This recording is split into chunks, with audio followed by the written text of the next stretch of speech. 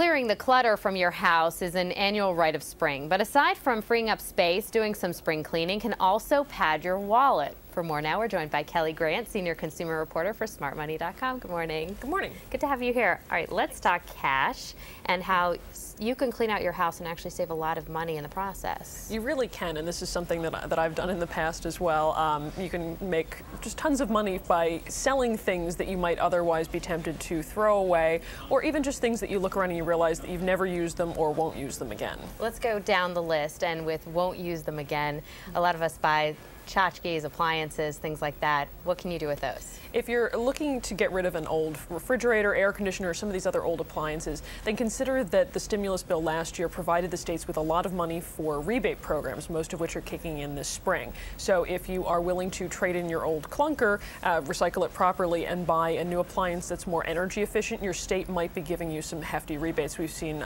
many of them that are offering several $100s, plus then manufacturers are offering rebates, there are sales, so you can easily walk away saving 25 or more % on a new appliance. But you do have to act fast because a lot of the programs are running out within days of being started.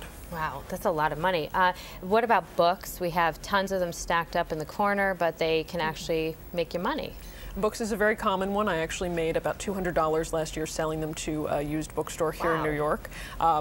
Granted, I do have a lot of books, but still. And for consumers who don't have a good used bookstore nearby, or they've gone and the store doesn't want some of their books, you might want to try going to cashforbooks.net. It's an online bookseller.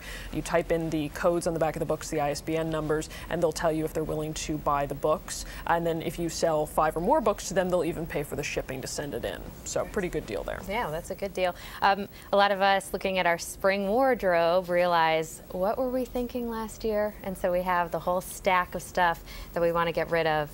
But instead of simply donating it, what other things can you do with maybe the really good pieces that are higher end? If you have some clothing that's gently worn, then you can take it to either a reseller or a consignment shop. The resellers are going to just buy it from you right offhand.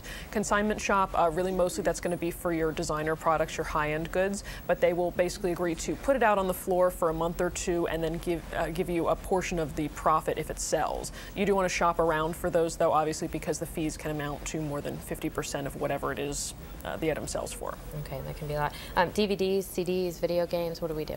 You can actually get rid of all of those as well. There are plenty of sites online. 2 we looked at were BRE Software and cashforcds.com.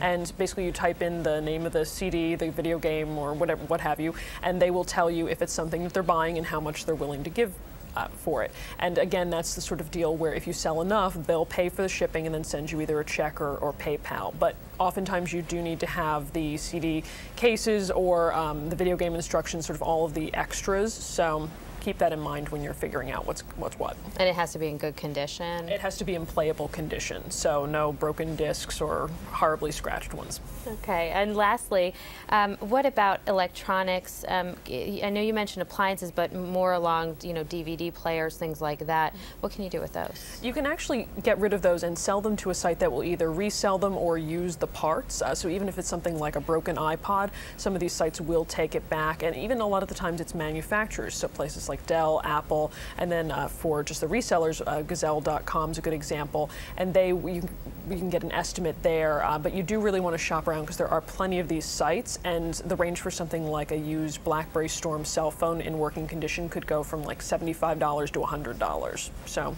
good money there. And you put your item back out there and then someone else can use it eventually. Exactly, but that's one point with that is you do want to clear for these electronics. If it's something like a cell phone or computer, make sure all your personal information is off of it. Good point, because someone else does not need your mom's number. They do not. All right. Kelli Grant, senior consumer reporter for Smart Money. Kelli, as always, thanks. Thank you.